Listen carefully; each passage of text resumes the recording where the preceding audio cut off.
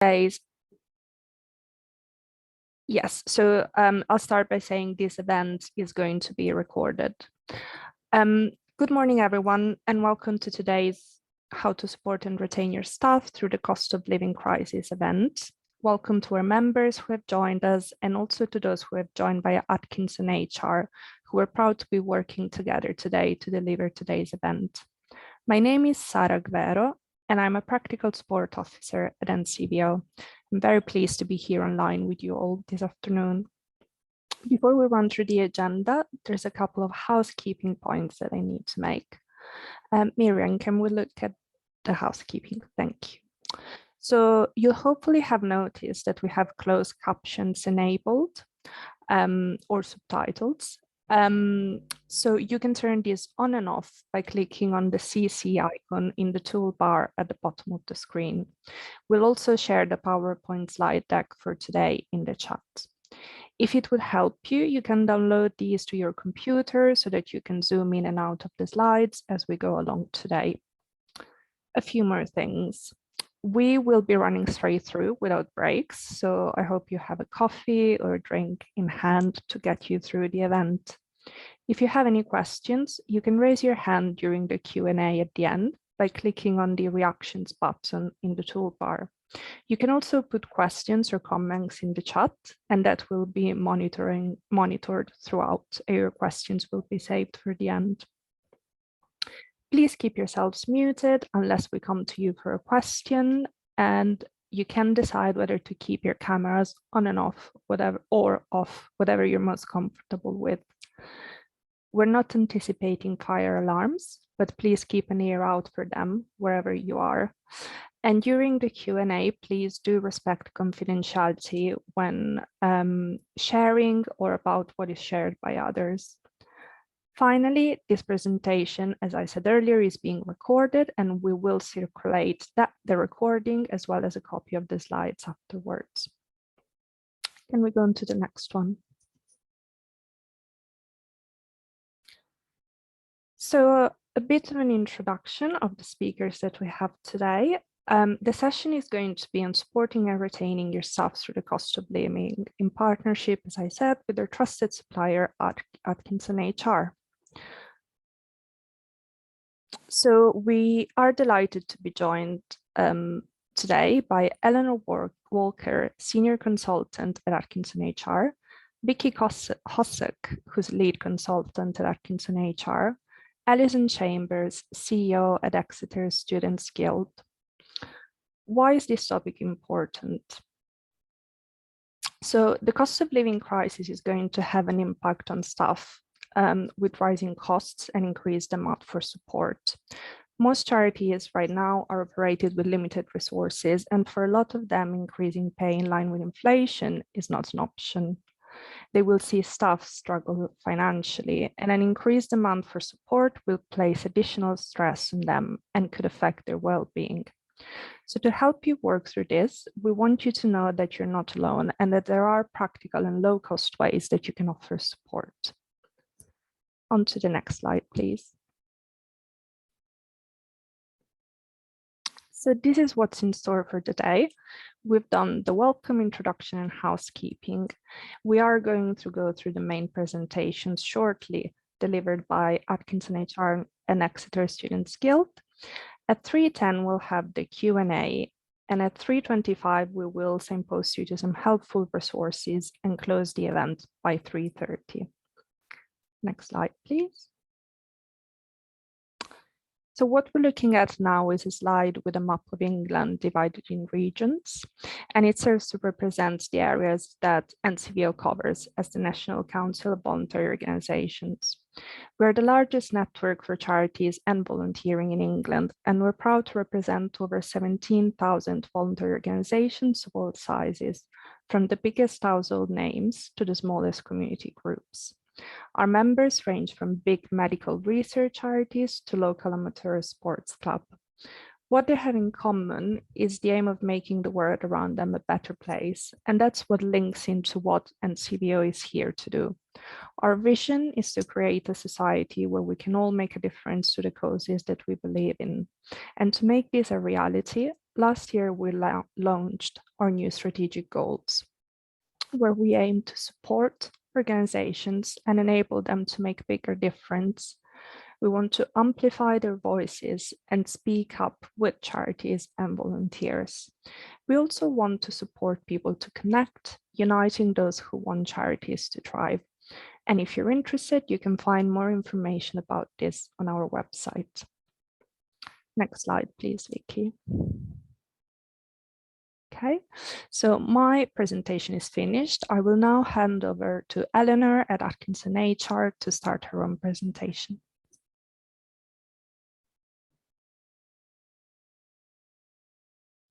Thanks, Sarah. Sorry, that was a lot of buttons to click in short succession. Can I just check that you can see the screen? Sarah, can you give me a thumbs up? We can, yes. Brilliant, thank you. So hi everyone, and thank you so much for joining us this afternoon, and to NCVO for having us.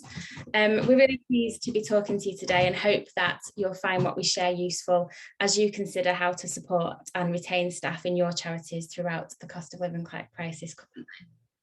I'll start by very quickly sharing a little bit about Atkinson HR Consulting. As Sarah said, we're one of NCVO's trusted suppliers, and we're a small HR consultancy. We work throughout the UK with organisations across the voluntary and education sectors, and our mission is to help values-led organisations become even better employers. And our clients include anything from small and volunteer-led charities right through to some of the larger, more established organisations and membership bodies. We've been around for about 5.5 years. We're a team of 7, and we specialise in HR strategy, people and leadership development, and talent management. And here's just a quick overview of how our session will run and what we've prepared. So we'll begin by setting the scene around the impact of the cost of living crisis currently. Then my colleague Vicky will talk about what good employee retention looks like. Alison will then share her experiences of retaining and supporting staff through a different kind of crisis. And then we'll share some practical tips for you to take away around what you can do to support staff right now as costs continue to rise before we get to your questions. So the fact that you're here today suggests that you're already quite conscious of the impact that rising costs are likely to be having on your people right now. And realistically, it's impacting all of us, isn't it?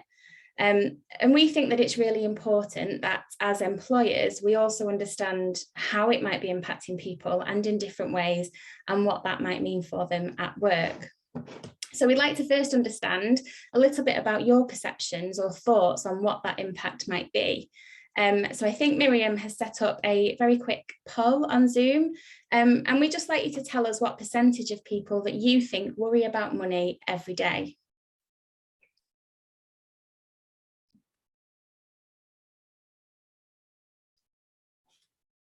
And just while you are filling that in, this was based on a survey that was conducted across around 10,000 people that were members of the public, employees, and also HR professionals over the last 12 months by wage stream. And we can see, I'm not sure if, I think the answers are shared as people are answering, is that right? And it's come out that about, just over half of us think that it's around 96%, sorry, with the rest thinking it's 28%.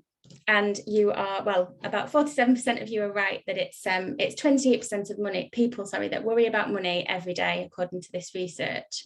Now, the reason that we shared that with you is because actually more generally outside of this room, most employers think that it's closer to 3%. So, you know, obviously we've got a really good sense here of what that might look like, and how people are being impacted, but generally that's not always the case. So, you know, there's a big gap in a lot of employees around kind of, you know, that understanding of how much and how often people are worrying about money. We also did a little bit of our own research on behalf of some of our clients. So this data is taken from charities with around 30 employees, and you can see here that everybody that responded has at least some nervousness around their finances, even if it's just that they need to do a little bit of cost cutting. But from the people that we surveyed, not one of them said that they weren't worried about money at all. We also asked what steps people were taking to manage costs, and a large majority told us that they're dipping into their savings or they're not saving anymore. Some are getting into debt or borrowing money from friends and family, or even spending less on food or essential items, taking on second jobs, and some are even looking to leave their organisations for higher paid work. And then back to the national research, I'm sure it's no surprise to see that almost everyone has seen costs rise. Over half of us are worrying about money more than anything else right now, and half have also experienced stress because of money or as a result of the worries that they've got about money. And in the previous slide, we saw that people are coping with rising costs by dipping into their savings. And research has also shown us that this is something that's having a big impact on well-being, and it has a much bigger impact on our well-being than other things such as borrowing money or reducing costs.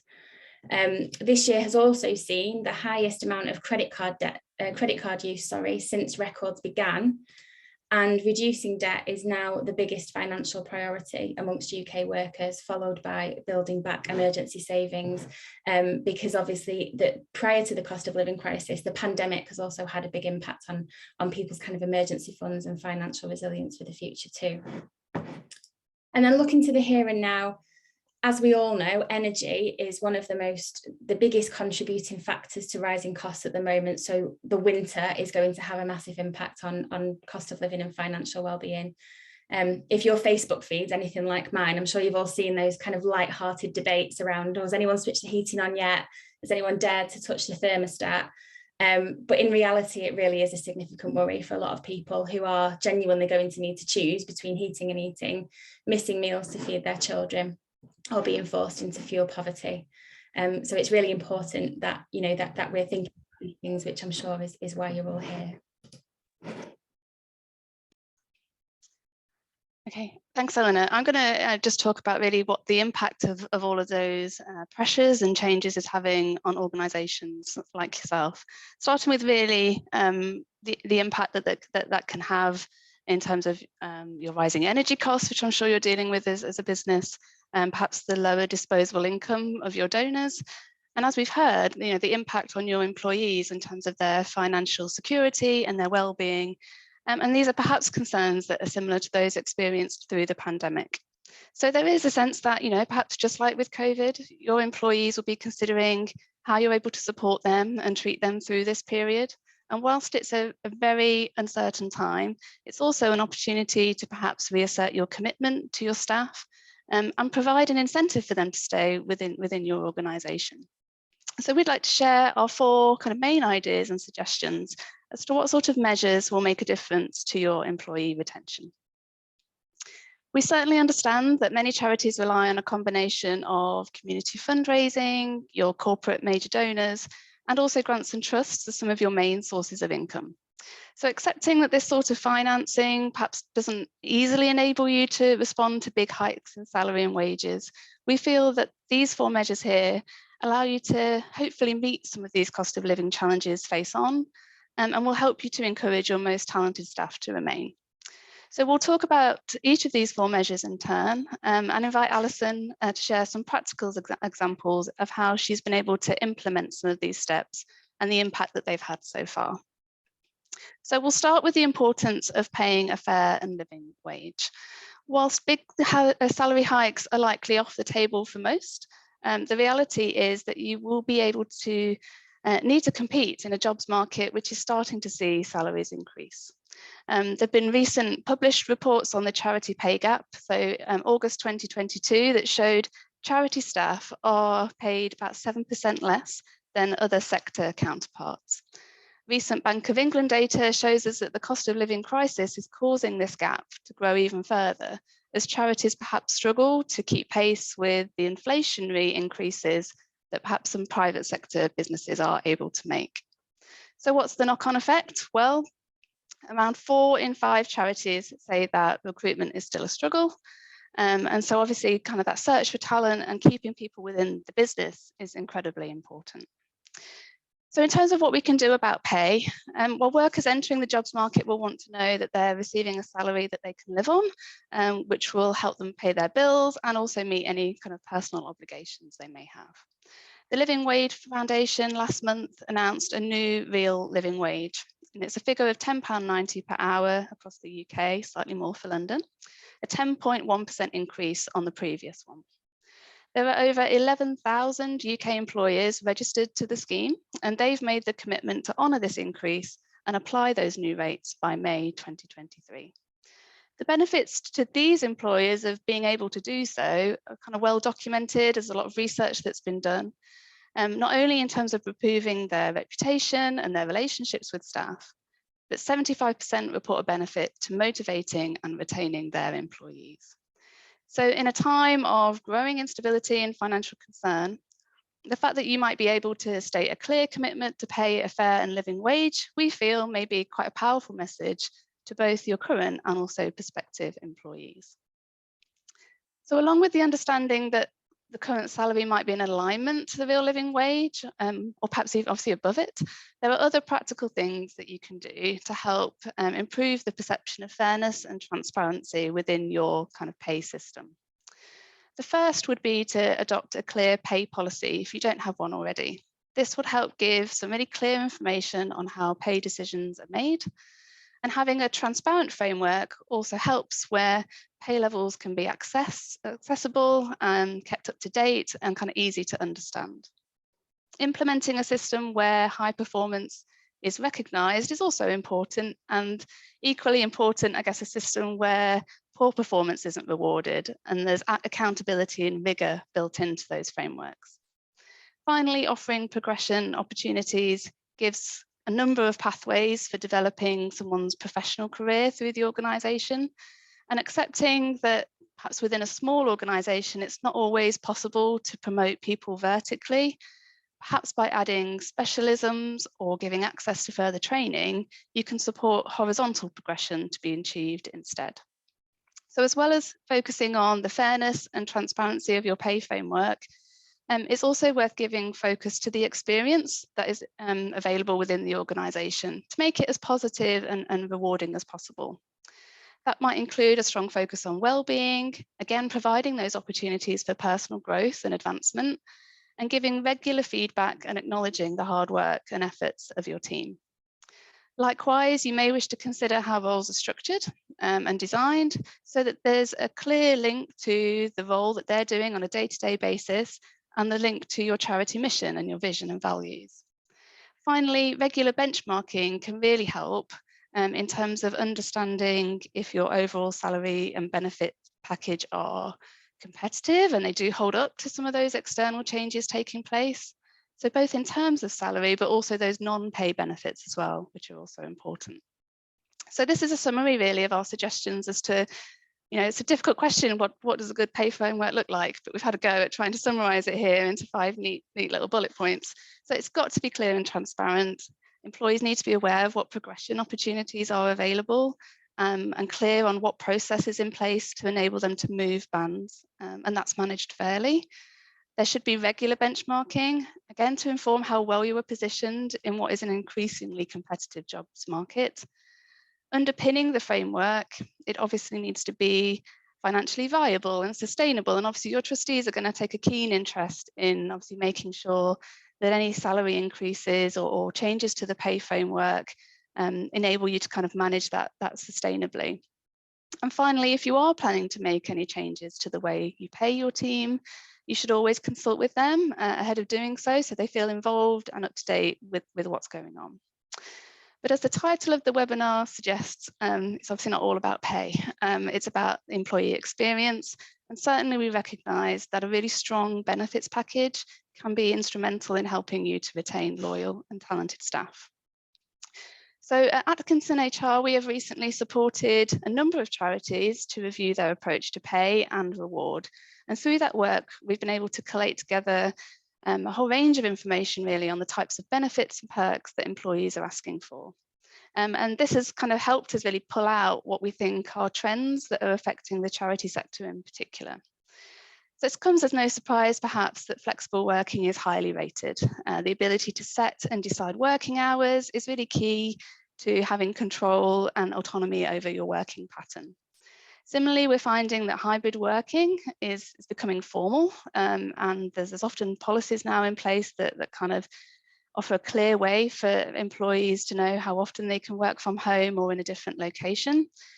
But it's applied consistently, and do all teams and departments have the same opportunity to work from home?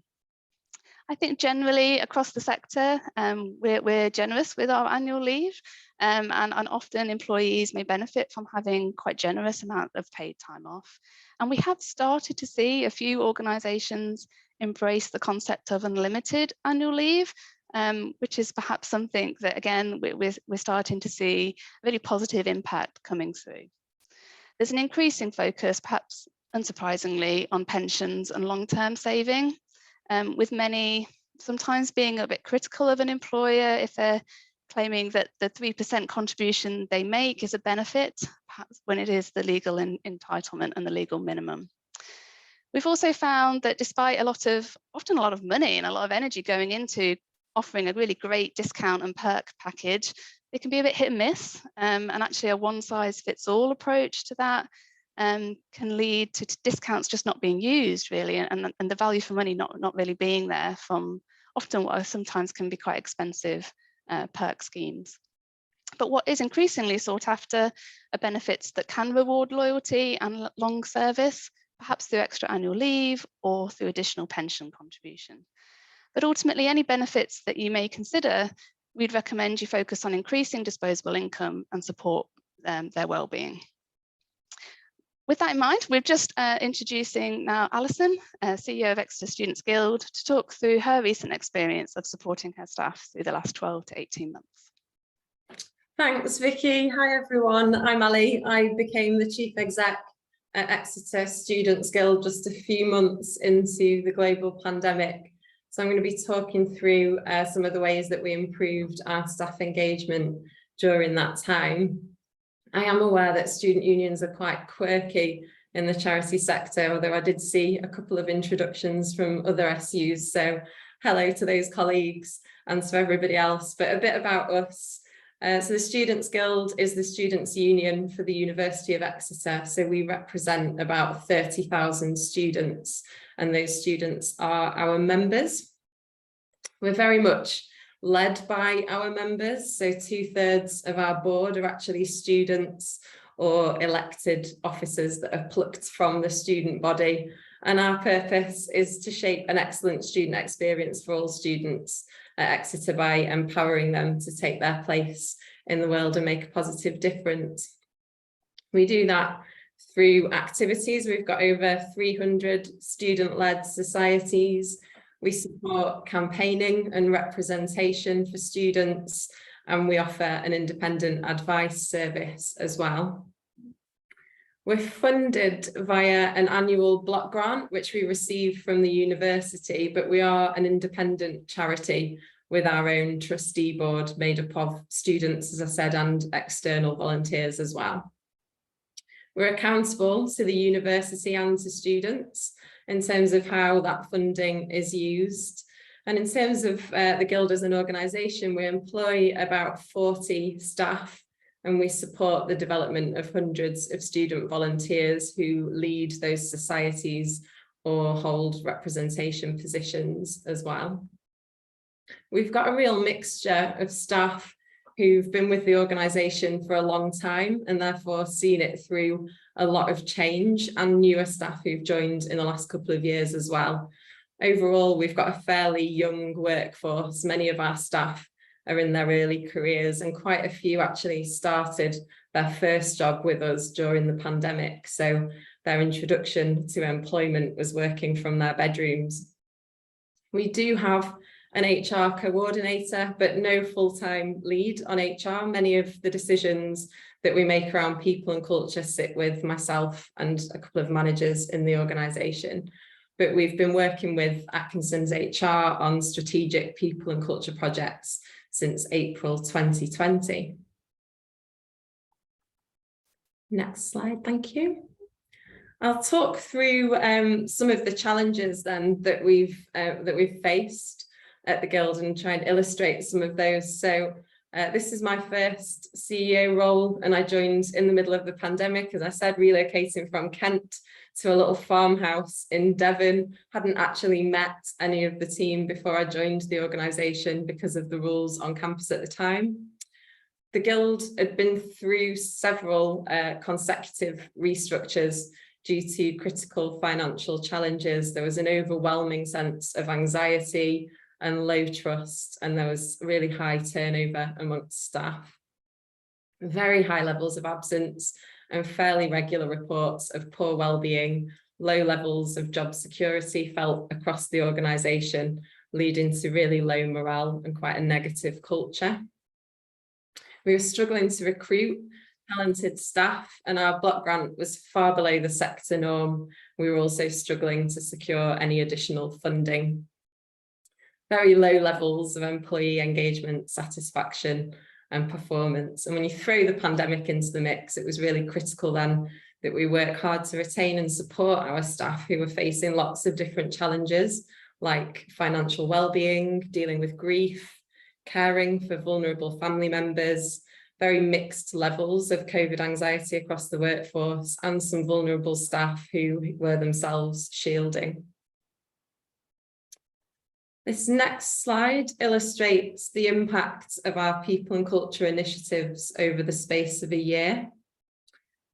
Thank you. So staff retention was the biggest issue. Our turnover was 63%, and over half of that was due to resignations. The rest were a result of the several restructures, and that really made building trust and creating a positive culture really difficult. There was a particular lack of trust in leadership. We had quite high levels of absence, and even taking out the COVID-related absence, people were frequently off sick. We did an engagement survey in January 2021 in which just over 53% said that they were proud to work for the organisation. Less than half would recommend us as a good place to work, and only 53% saw themselves staying in their roles for more than a year. So some of our low stats were set to get worse. You can see though how we're well on our way to improving some of these metrics. So following some real reflection on our ways of working and culture, we're now really pleased to be retaining many more staff. We still have a higher turnover rate than we'd like, but given that we employ a lot of people in their early careers, we think this is to be expected.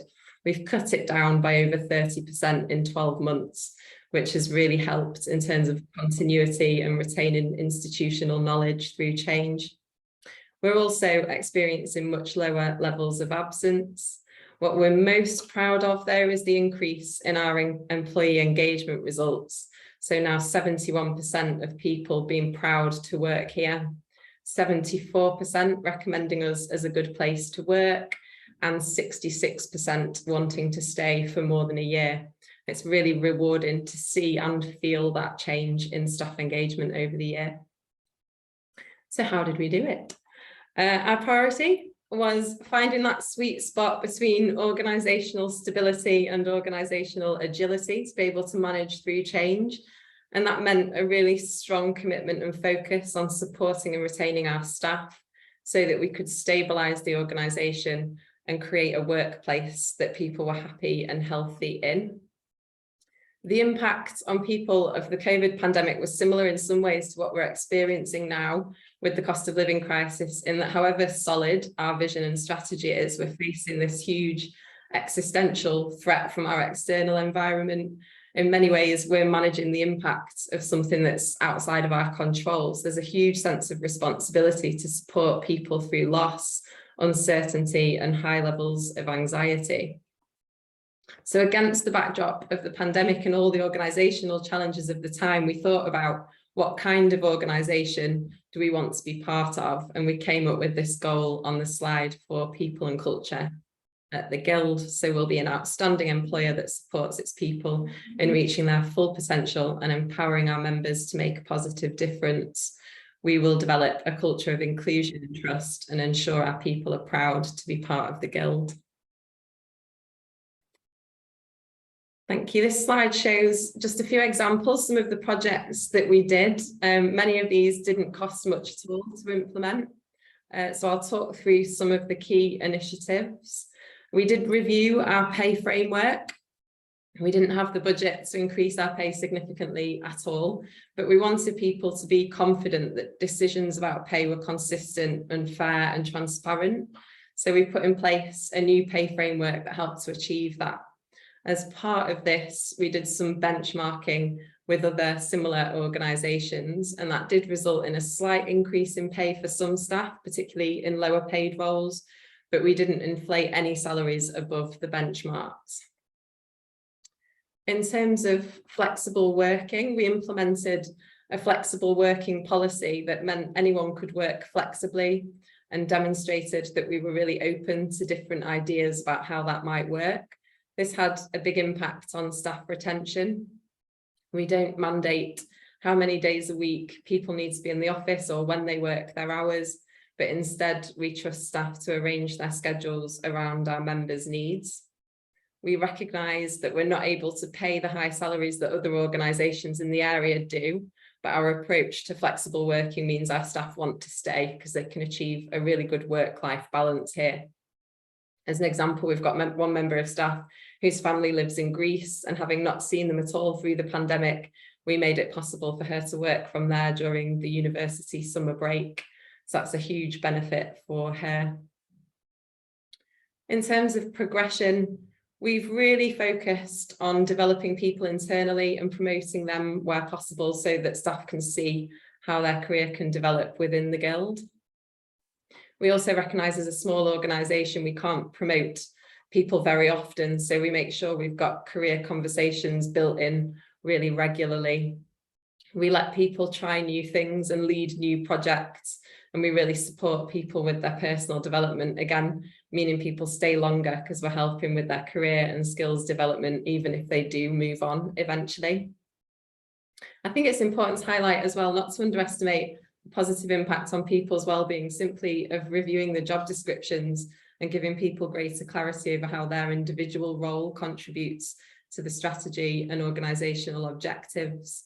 And also simple things like rewarding the type of behaviour that we want to see in the organisation. So we developed a behaviours framework linked to our organisational values, and we give thanks to colleagues who demonstrate those behaviours, and that can just be in the form of an email or a shout out in a weekly team meeting. So that positive reinforcement and encouragement around the culture.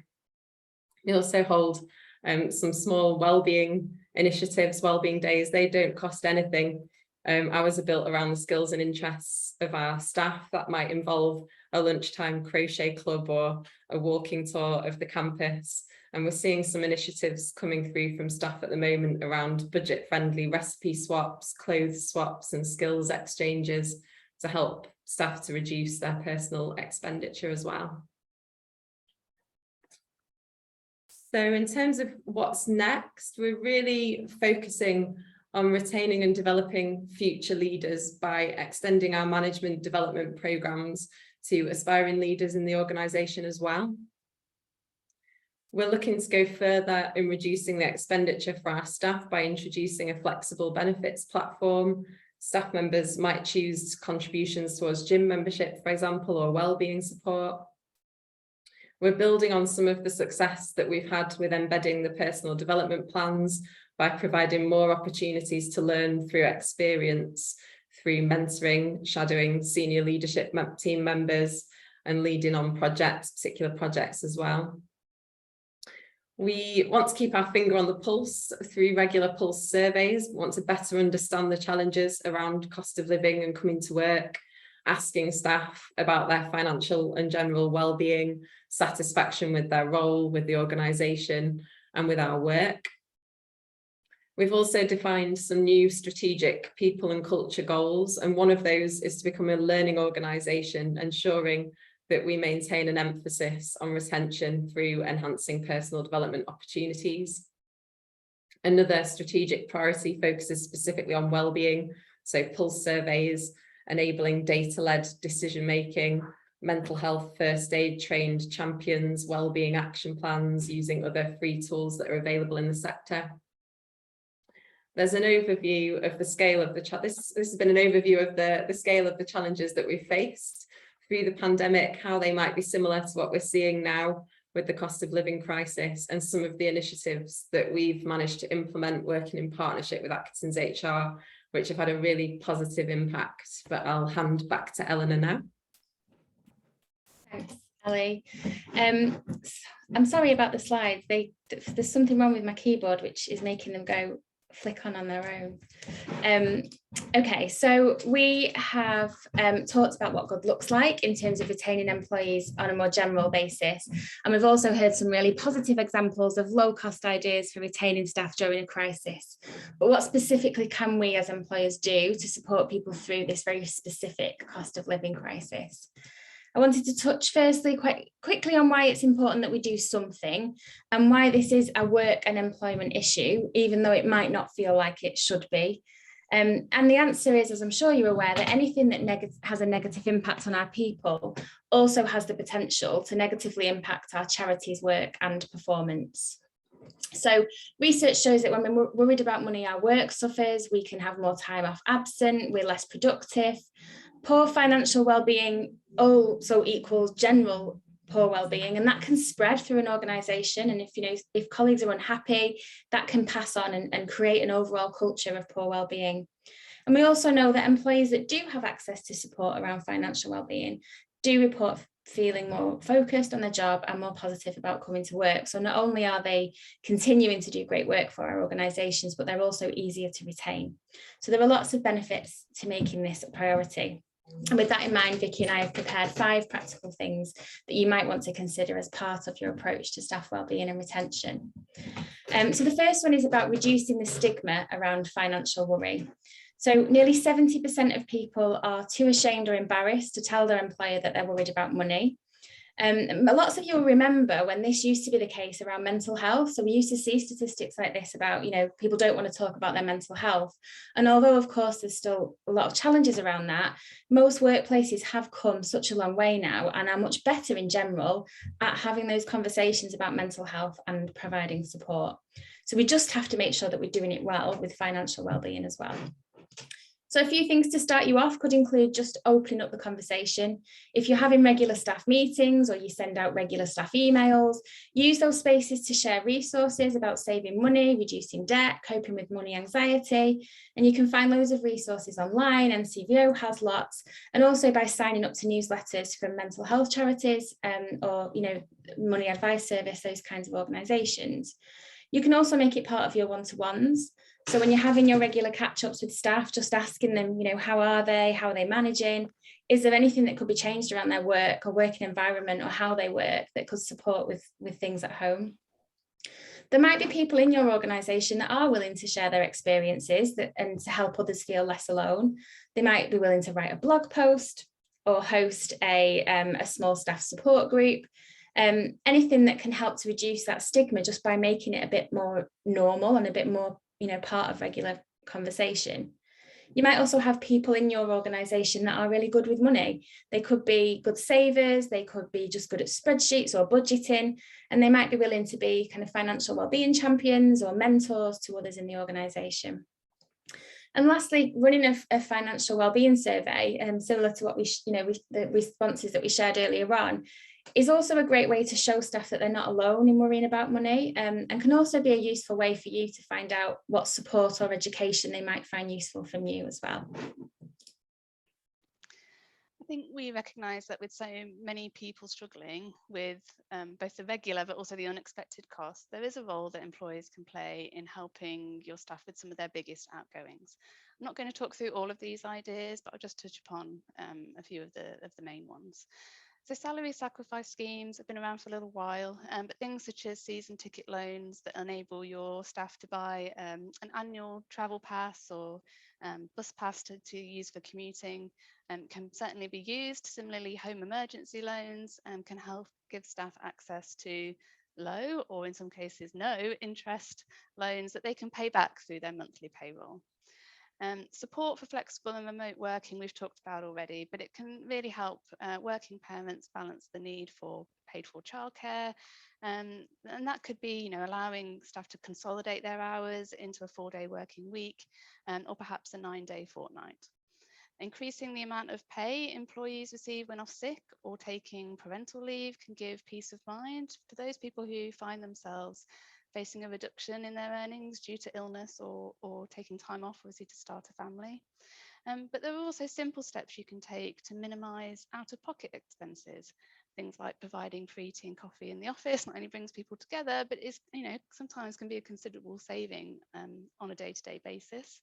Encouraging swap shops among team members and providing expenses more quickly, being just a few examples here that I've pulled out. And given the scale of the cost of living crisis, and there's frequent reports in the press at the moment about us heading possibly into a recession, it unfortunately makes some sense to start considering crisis support, and maybe there's a need for that in the future. Perhaps things like a no questions asked shopping voucher, which can be up to kind of £50 really is the maximum before you start getting into taxable benefits. But there are things we've seen, again, organisations providing a one-off grant to help meet rising energy costs. That is a taxable benefit, but can again be quite important and valuable through this time.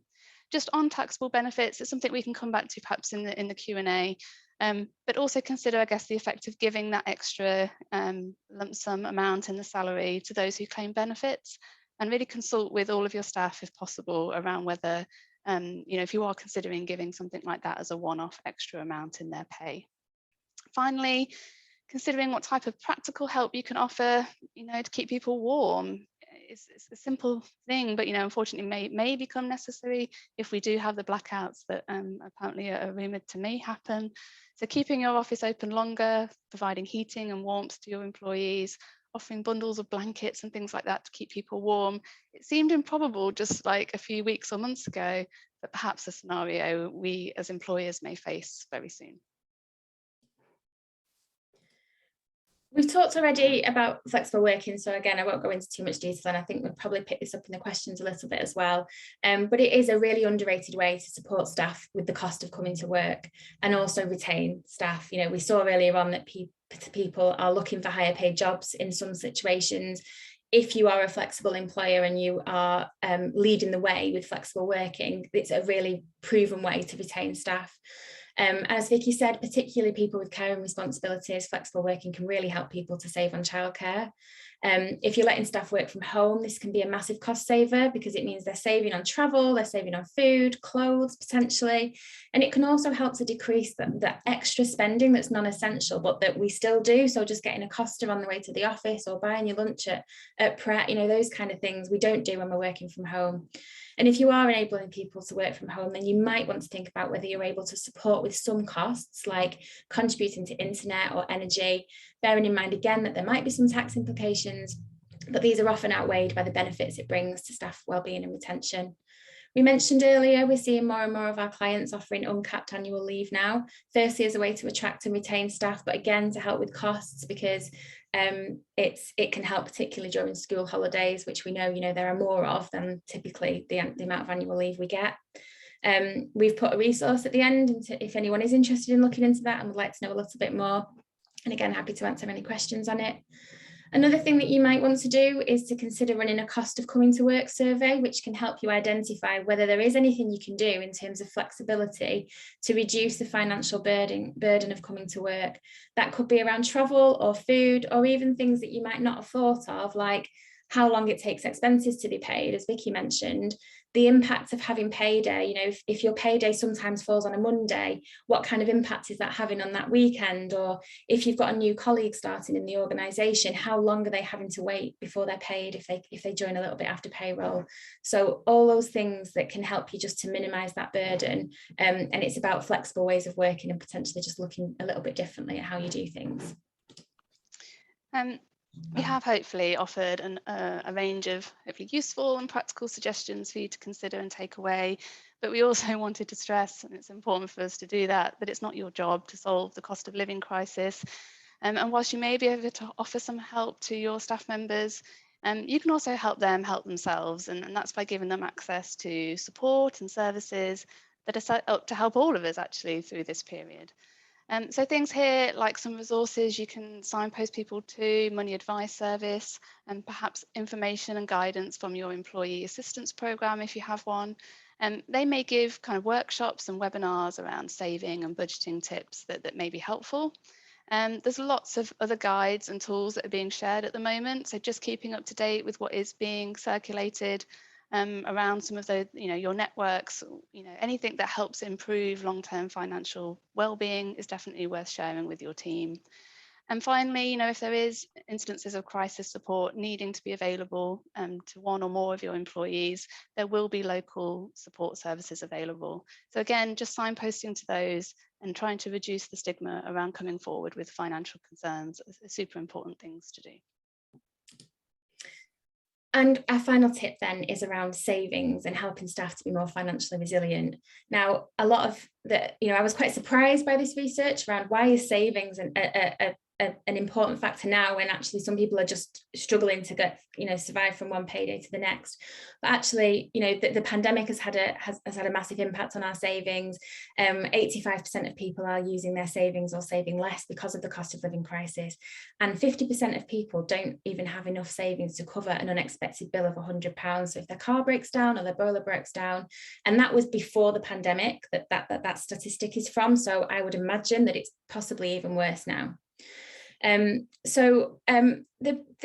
people do know why they need to save. We understand why it's important, but what they can sometimes struggle with is the how. So one of the things that we can do as employers is just to help with that education or support to help them do this. And a big part of that is just signposting, like Vicky said.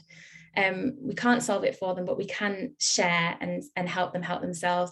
And a lot of people won't be doing that if they're anxious or worried about money. So even though all of this stuff is widely available, if you're in a position where you're not, you're worried about money, the chances are you're not in a proactive mindset.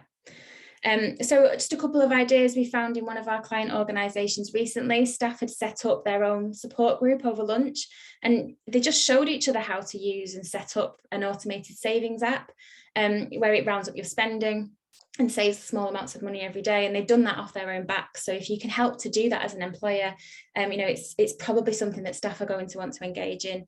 If you are a slightly bigger organisation, you might want to look at salary sacrifice schemes where people can save through payroll. And while we don't recommend that you encourage kind of high savings goals that can obviously, some people are not going to be in a position to do that. But helping people to build habits around savings can be really useful, and you can also make it quite fun and collaborative. So we really love the idea of staff getting together to encourage each other to save, sharing stories, sharing tips, and even making it a little bit competitive. For example, people that commit to saving every month get entered into a prize draw, or if somebody saves every month for 12 months, you might agree to top it up by 2% or something like that. And that might be through a payroll savings scheme if you're able to set that up, but if not, it could just be an informal staff network. And I heard someone call it a bit like Slimming World, but for savings. So you're getting people to come together. How much have you saved this month, or how regularly have you saved that month? And just building a bit of a collaborative and space for sharing. So we really hope that you found what we've shared useful. Sorry for going a bit fast towards the end, we're conscious of time. We'd love to answer any questions that you have, and I'll hand back over to Sarah now for the Q&A.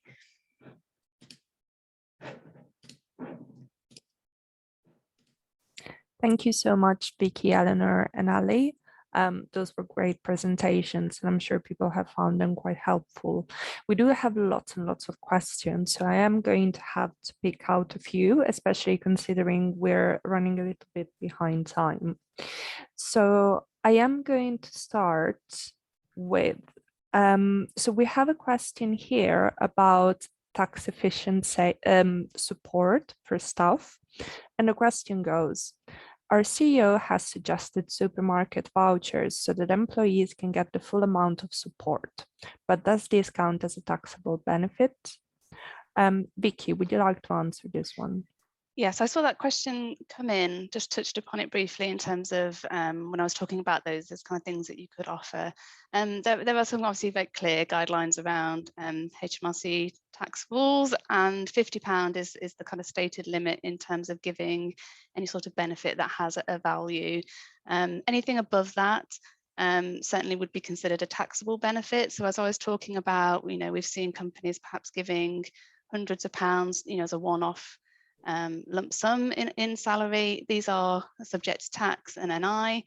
So anything under £50, as long as, again, it wasn't regular and perhaps, was just more of a one-off or an infrequent arrangement, wouldn't have tax implications. But as always, going to qualify that by kind of talking, getting some advice if needed. But hopefully that helps. Thank you, Vicky. Yeah, thank you for answering that. Let me see. Okay, so there is one which would again be for you, Vicky. Do you have any experience of the 4-day working week for full-timers?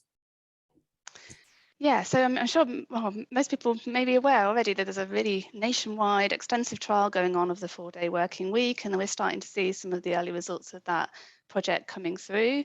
I'm currently supporting a charity, so I can talk a little bit about some work I'm doing with a small charity in the Southwest who are looking at trialling a 9-day fortnight. So with the 4-day working week trials, often there's been a stipulation or condition that maybe the full-time equivalent number of hours reduces to 32 to kind of make each of those kind of 4 working days manageable and not too long in duration.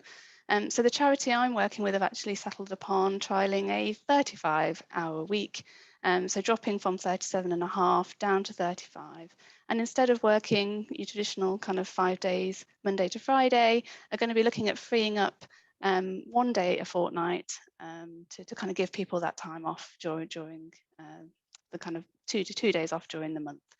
We're doing that as a trial, so it's important that it is a trial, but it's a long one. So we're going to give this a chance to kind of really embed and settle in.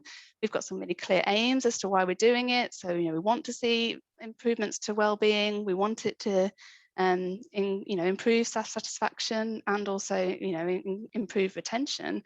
So we're really clear on the aims that we're working to. People will be applying, so it's not conditional that everyone has to do it. You can apply to take part. And so within that kind of model, staff hours would change to 7 hours a day, with the lunch break added in. And again, it'd be kind of working hopefully to kind of meet their client services and still deliver what they need to do, but give staff some flexibility to take an additional day off in the fortnight. So interesting times, and I think we can probably expect it to see more perhaps attempts and trials like this taking place. I don't know, Eleanor, whether you've got anything you wanted to add. And the only thing I'd add, which I think is kind of covered, is that it's not for everyone. And I think even if you do it as an organisation, it's worth considering that actually some people would prefer to spread their week over 5 days. And actually, to me, flexibility is much more about, helping people to find what works for them and your organisation at the same time, and to balance that, rather than saying, you've got to work 4 days a week now, which, it kind of goes against the concept of flexibility. But yeah. Thank you both. I think your example earlier, Vicky, made it sort of come to life, at least in my head, as to how it can work. And your addition, Eleanor, as well, about how you have to work around people's needs. That's really important as well. We do have another question around flexible working, which, Eleanor, if you could answer that. And the question is, well, flexible working is difficult and even controversial when some of a small staff team need to work fixed hours because of their work role, others do not. Do you want to add anything on that? Yeah, so I think it's a really important point, and one that is a very common kind of challenge to flexible working, the concept of flexible working, in that, in most organisations, if you've got more than one type of service or role, it is unlikely that everybody will be able to work from home or work, a shorter day, and that's really valid. I think in terms of our experience, it's about finding flexibility for everybody, but that might look different for everybody. So for example, if you have got services that need to operate between 9 to 5, you can't have people working 10 to 3 and working from home potentially, but you might have somebody in another team that absolutely can. And rather than seeing that as kind of a lack of parity or unfairness, I'd really encourage you to think about how you can still find different types of flexibility for those people, whether it's about swapping swapping with others, or being able to take extended holidays sometimes, or obviously as a charity I know that the resources are really limited and it won't always be possible. But I think the argument of we can't do it for everybody, so we won't do it for anybody, is going to hold organisations back, particularly if you are trying to compete in the current recruitment market and retain staff. So lots of examples of organisations that do this really well. We've put some resources that might map to those, but I'd encourage you to look at things like CIPD. They offer a lot of stuff outside of their membership kind of paywall that provides case studies on flexible working for small voluntary organisations, as well as much bigger private organisations too. So hopefully that helps. Thanks so much. There are a lot of other good questions here, but we've come nearer closing times. Just to reiterate that any question that wasn't answered will be answered in the email that we'll send around after the event. So look, keep an eye on your inbox for that. We do have some resources. Miriam, if you could share the slide, please. Just quickly, I am not going to read them out, but I just wanted to say that both NCVO and Atkinson have some resources that, again, we'll send these around that can help you think about practical ways to implement the things that we've talked about today. Can we go to the next one? So yeah, there's quite a bit here in the Atkinson pack, so I will leave you to look at it in your own time when the email comes through. Thank you, Miriam. So finally, before we go, Miriam is going to launch a very quick poll about your satisfaction with today's event. If you could kindly answer that before you go. And finally, if you have the time, we will also share a SurveyMonkey evaluation of 5 or 6 questions. We'll put a link in the chat. If you have time to do that, that would also greatly help us know what we've done well and what we can improve. Thank you, everyone, again.